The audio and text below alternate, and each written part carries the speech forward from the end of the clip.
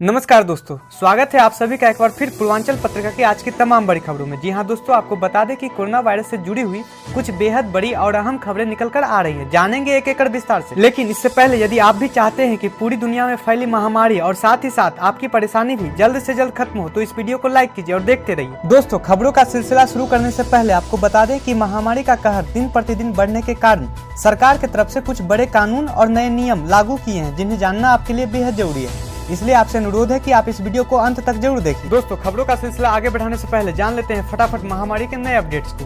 अभी तक भारत में संक्रमित मरीजों की संख्या 39,980 पहुंच गई है, जबकि 10,633 मरीज ठीक होकर घर जा चुके हैं। तो वहीं दुख की बात यह है कि अब तक 1,301 लोगों ने दम तोड़ दिया है। यदि हम विश्व की बात करें तो विश्व में 34,41,767 मरीज सामने आए हैं, जबकि 10,97,858 मरीजों को स्वस्थ कर उनको अपने घर भेजे जा चुके हैं। तो वहीं दुख की बात यह है कि अब तक 2,43,922 लोगों की मौत हो चुकी है। दोस्तों, जिस रफ्तार से ये महामारी बढ़ती जा रही है, हो सकता है जिस समय आप इस वीडियो को देखें तो ये आंकड़ा और भी बढ़ गया हो। इसी के साथ बढ़ते हैं पहली बड़ी खबर की तरफ। पहली बड़ी खबर जो निकलकर सामने आ रही है, आईएफएससी को गांधीनगर ले जाने पर मुंबई में राजनीति शुरू। एनसीपी, शिवसेना और कांग्रेस ने भी फैसले पर जताई आपत्ति। जी हां दोस्तों, आपको बता दें केंद्र सरकार द्वारा अंतर्राष्ट्रीय वित्तीय सेवा केंद्र अर्थात आईएफएससी अथॉरिटी गुजरात के गांधीनगर में स्थापित करने का निर्णय महाराष्ट्र के गैर भाजपा नेताओं को रास नहीं आ रहा है। इस बीच राज्य में इस मुद्दे पर सियासत शुरू हो गई। कांग्रेस, राकंपा और शिवसेना ने भाजपा एवं केंद्र सरकार से नाराजगी जताई है, जिसके बाद राकंपा अध्यक्ष शरद पवार ने एक वेब संवाद में केंद्र सरकार के इस निर्णय को दुर्भाग्यपूर्ण बताया। उनके अनुसार केंद्र का यह निर्णय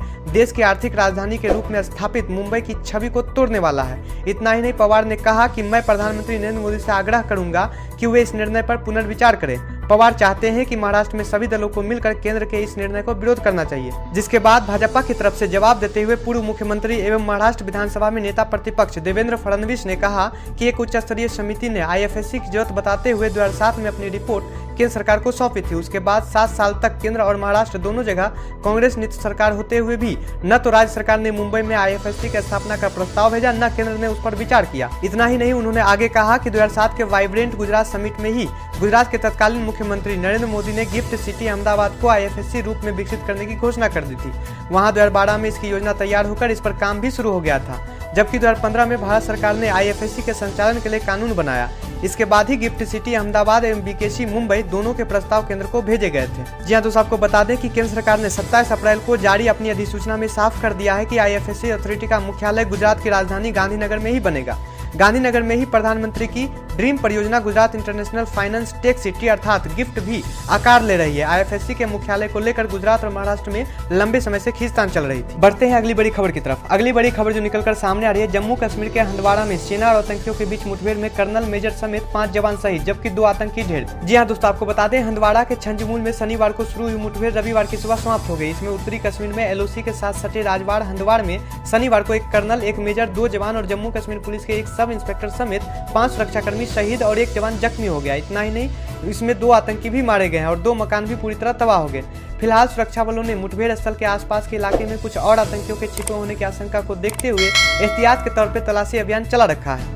आपकी जानकारी के लिए आपको बता दें कि शहीदों में कर्नल आशुतोष शर्मा, मेजर अनुज सूद, नायक दिनेश, नायक राजेश और जम्मू कश्मीर पुलिस के विशेष अभियान दल एसओजी के सब इंस्पेक्टर एस काजी पठान शामिल है। जबकि इस मुठभेड़ में मारे गए दोनों आतंकी पाकिस्तानी बताए जाते हैं, उनकी पहचान नहीं हो पाई है। जबकि मुठभेड़ में मारे गए दोनों आतंकी पाकिस्तानी बताए जा रहे हैं, लेकिन अभी तक उनकी पहचान नहीं हो पाई है। इस बीच रक्षा मंत्रालय के प्रवक्ता ने बताया कि आतंकियों ने खुद को बचाने के लिए ग्रामीणों को बंधक बना लिया था। ग्रामीणों को आतंकियों की चंगुल से सुरक्षित छुड़ाते हुए कर्नल, मेजर और पुलिस के सब इंस्पेक्टर समेत 5 सुरक्षाकर्मी शहीद हो गए, 2 आतंकी भी मारे गए।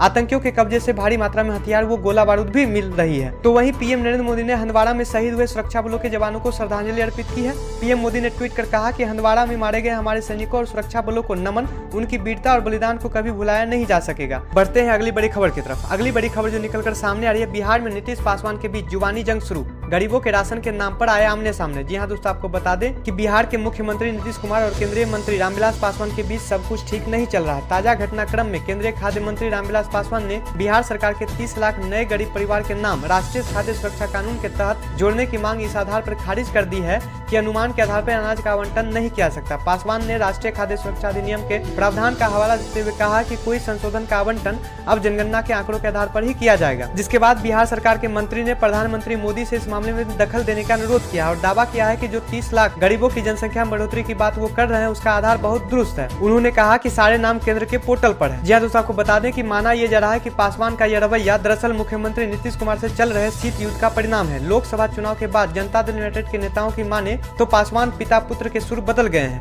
वहीं नीतीश भी चिराग पासवान के अपने ही सरकार को नसीहत देने वाले बयानों से चिढ़े हुए हैं, जिसका ताजा उदाहरण उस समय देखने को मिला जब केंद्र ने शुक्रवार को जब प्रवासी बिहारियों को लाने के लिए श्रमिक ट्रेन चलाने का फैसला लिया तो चिराग ने अपने ट्वीट में नीतीश के प्रयासों का जिक्र करना भी बेहतर नहीं समझा। बढ़ते हैं अगली बड़ी खबर की तरफ। अगली बड़ी खबर जो निकलकर सामने आ रही है, आरबीआई ने सीकेपी बैंक का लाइसेंस किया रद्द, हालात नहीं सुधरने पर उठाया गया कदम। जी हाँ दोस्तों, आपको बता दें कि रिजर्व बैंक ऑफ इंडिया ने सीकेपी सहकारी बैंक का लाइसेंस रद्द कर दिया। हालांकि आरबीआई के इस फैसले से बैंक के ग्राहकों को बहुत बड़ा झटका लगा है, तो वहीं रिजर्व बैंक ऑफ इंडिया ने एक प्रेस रिलीज जारी कर इसकी जानकारी दी, जिसमें कहा गया कि बैंक के आर्थिक हालात पिछले काफी समय से चुनौतीपूर्ण बने हुए थे और बैंक को इन हालातों से बाहर निकालने का कोई तरीका भी नहीं है और न ही बैंक किसी अन्य बैंक के साथ मर्जर की स्थिति में है। इतना ही नहीं, आरबीआई ने अपनी प्रेस रिलीज में यह भी बताया कि मौजूदा स्थिति में बैंक इस हालात में नहीं है कि वह अपने जमाकर्ताओं की राशि उन्हें दे सके, जिसके बाद संबंधित बैंक के खाता धारकों के माथे पर चिंता की लकीरें उभर आई है। जी हाँ दोस्तों, आपको बता दें कि आरबीआई के मुताबिक बैंक का घाटा बढ़ने और नेटवर्थ में बड़ी गिरावट आने की वजह से बैंक के लेन देन पर साल 2014 में प्रतिबंध लगाया गया था। हालांकि उसके बाद भी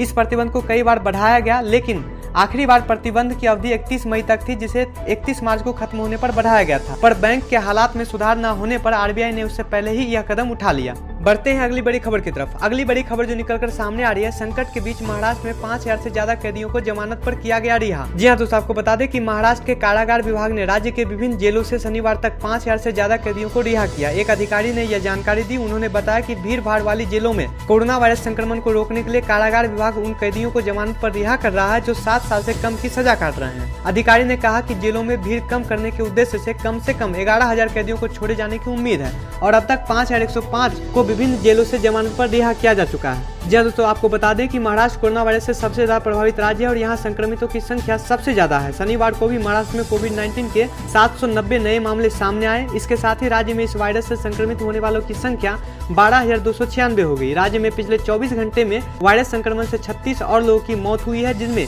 27 लोगों की मौत सिर्फ मुंबई से हुई है। यदि आपको ये वीडियो पसंद आया हो तो वीडियो को लाइक, कमेंट और शेयर जरूर करें। अगर आप मेरे चैनल पर पहली बार आए हैं तो चैनल को सब्सक्राइब कर बेल आइकन दबाना ना भूलें।